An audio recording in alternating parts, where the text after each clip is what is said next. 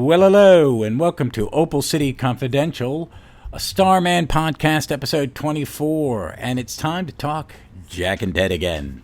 And we'll be covering Starman Volume 2, Issue 12, and Adventure Comics 70. Let's start with Adventure Comics 70 this week, because it's just a short Ted story.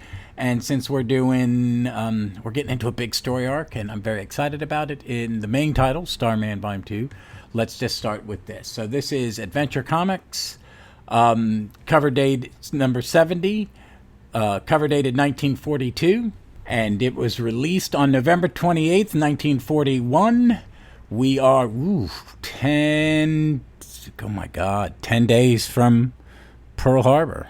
That's kind of wow. This editor, Murray Boltinoff, the amazing Murray Boltinoff.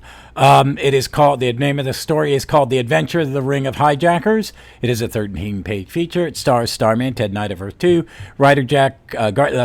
artist Jack Burnley, writer Gardner F. Fox. Woohoo! This has been reprinted only the once in the Starman Archives Volume 1 hardcover from 2000, which I have. Guest stars, in this one are Doris Lee and Woody Allen. The villain is Baron X and his man Slick and some others.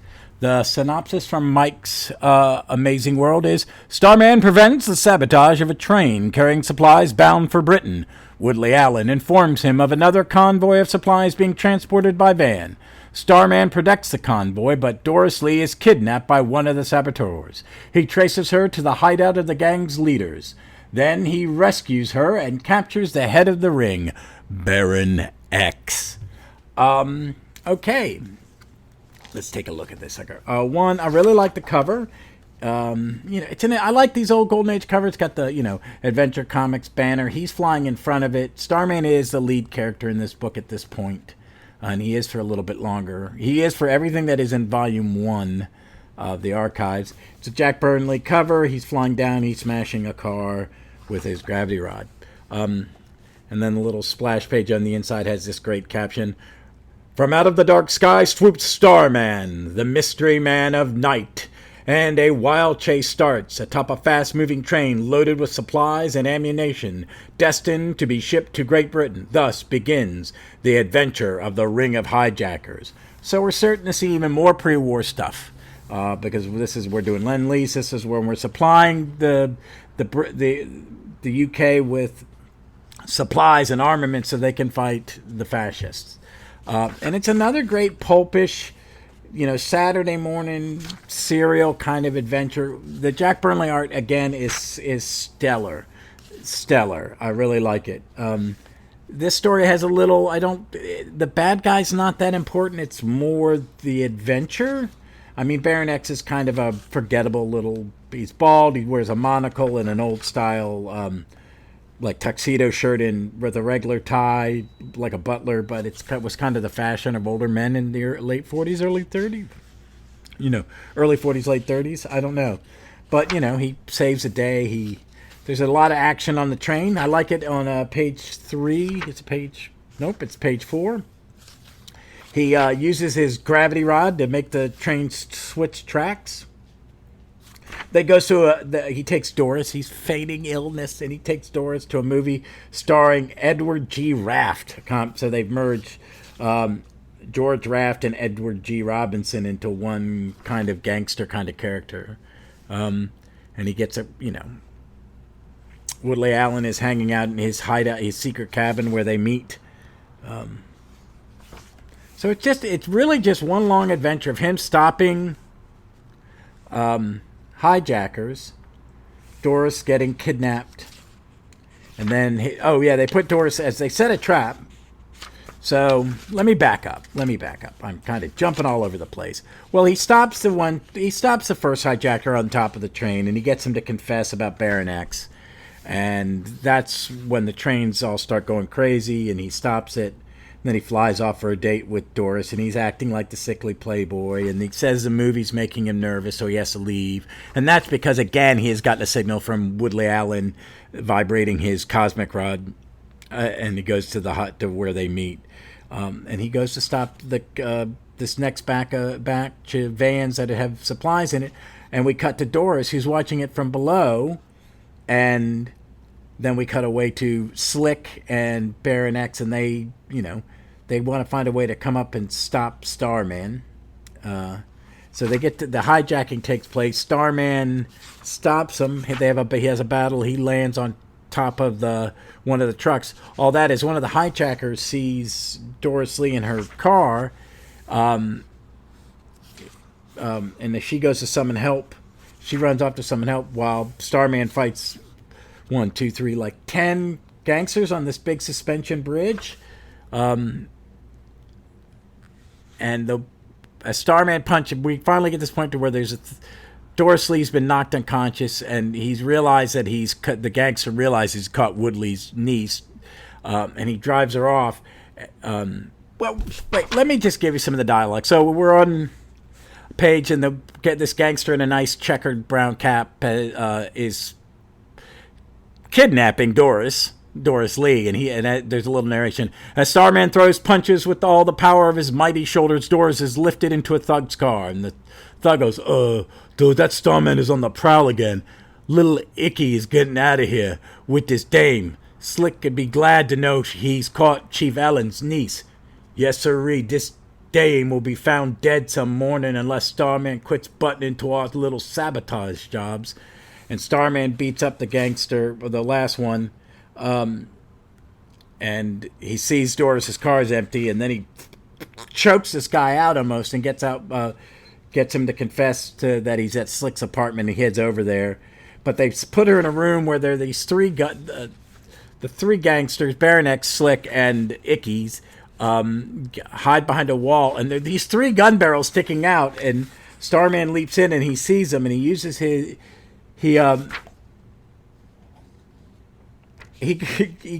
knocks Doris out of the way. He barely dodges a hail of bullets, and then he bends the barrels with his bare hands and his gravity rod, and he melts the metal door they're behind. And then there's a fight, and he knocks them all out and saves them all. And the last panel is Doris Lee and Ted wishing the ship a bon voyage as it sends the needed help the Brits need to fight the Nazis. So a very neat, fun 13-page comic. It was enjoyable. I read them very enjoyable, but there's not a whole lot other than just we're going to tell you as much action in a very simplistic story in a 1940s style, because it's 1940s. So it's pretty interesting, and it was pretty fun, and the art's beautiful. So, but let's get to the main event, which is Starman Volume 2, number 12, which was published on August 15th, 1995, cover dated October 1995, which would have been... This would have came out right before my 31st birthday. God, I was in my 30s when this came in. I just keep forgetting this. It's cover dated October 1995. Executive editor Jeanette Kahn. Cover artist Tony Harrison. It's a great cover of Nash, of The Mist, The New Mist, battling Jack. Wonderful Tony Harris cover. And I'm just looking at it. It's really beautiful. I love these covers. I saw a nice cover for Justice Society 8 coming out, and it's a Tony Harris cover. This story was written by James Robinson, pencils Tony Harris, inkers Wayne Von Grawbadger, colorist Gregory Wright, letterer Bill Oakley, editors Chuck Kim and Archie Goodwin. And the synopsis for this from the DC Fandom Wiki is, as Nash goes on a killing spree, she also kidnaps Michael Thomas and Solomon Grundy. Later, she captures Jack Knight, strips him down, and places him in a labyrinth, telling him she has scattered his clothes and cosmic staff throughout the maze. To live, he has to run the maze.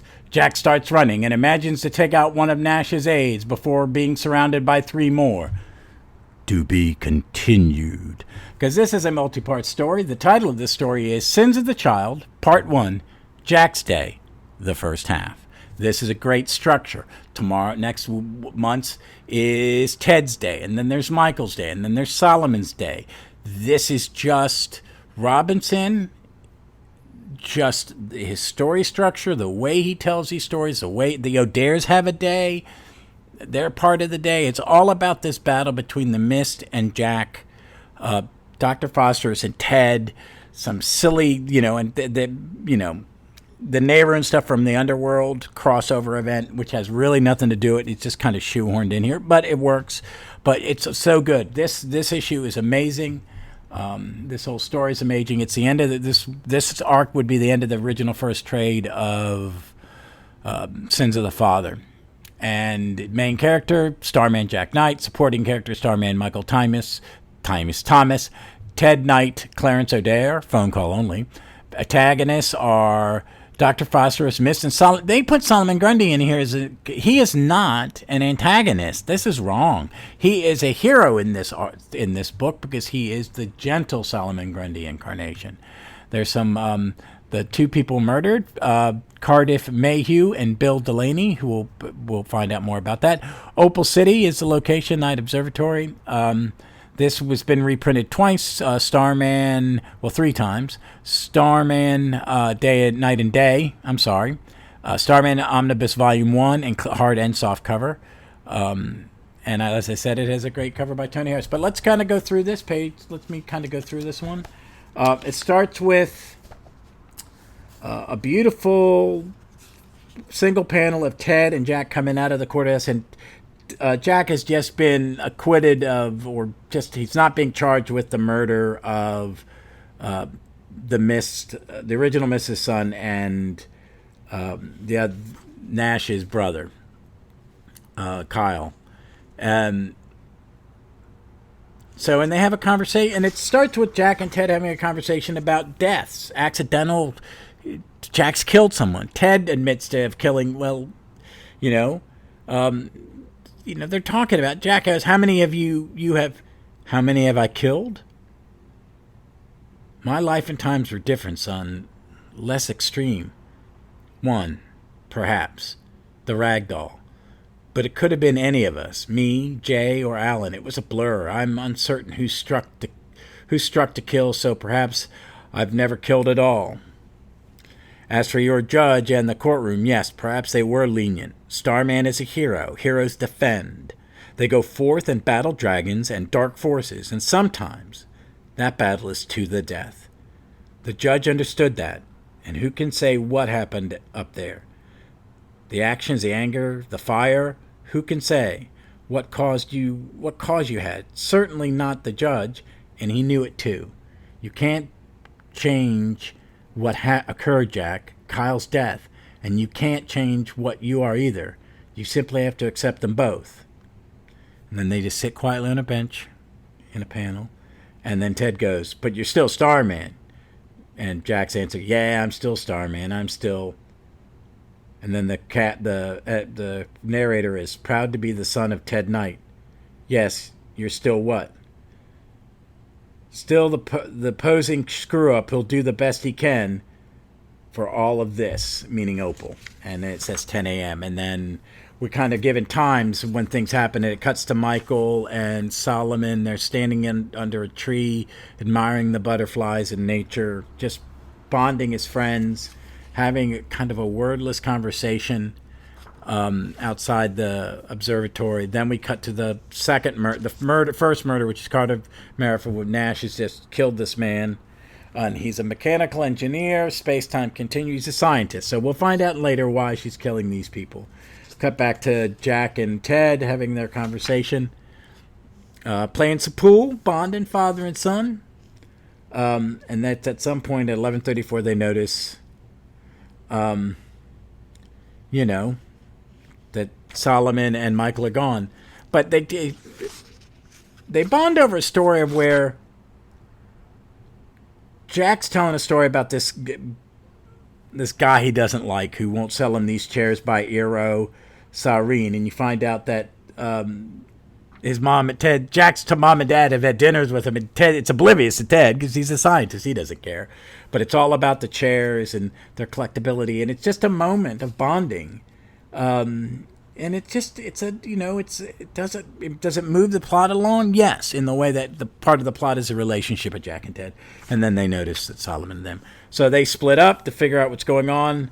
The third murder, Bill Delaney, retired pathologist, is killed in his bathtub at 12:44 p.m. Jack's flying around looking. He goes to search for Mikaal and Solomon flying, and he lands, and he goes, "Oh my!" And then here's the narration.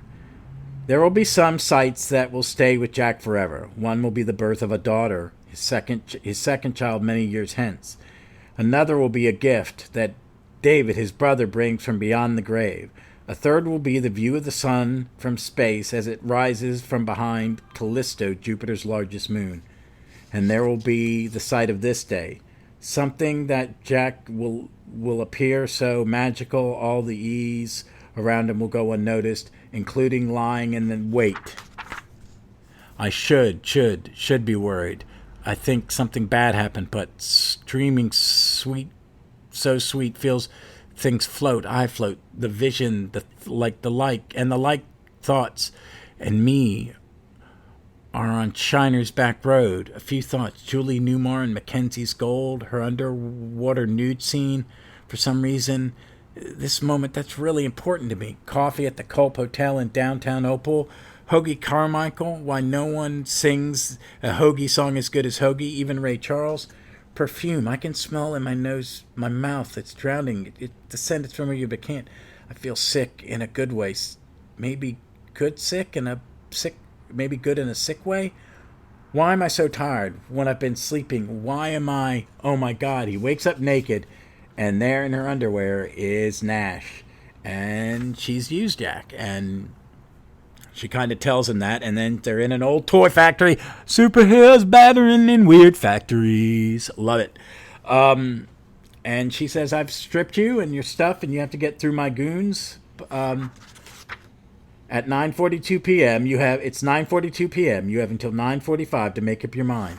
And he starts running, and he gets his underwear first, their smiley face underwear.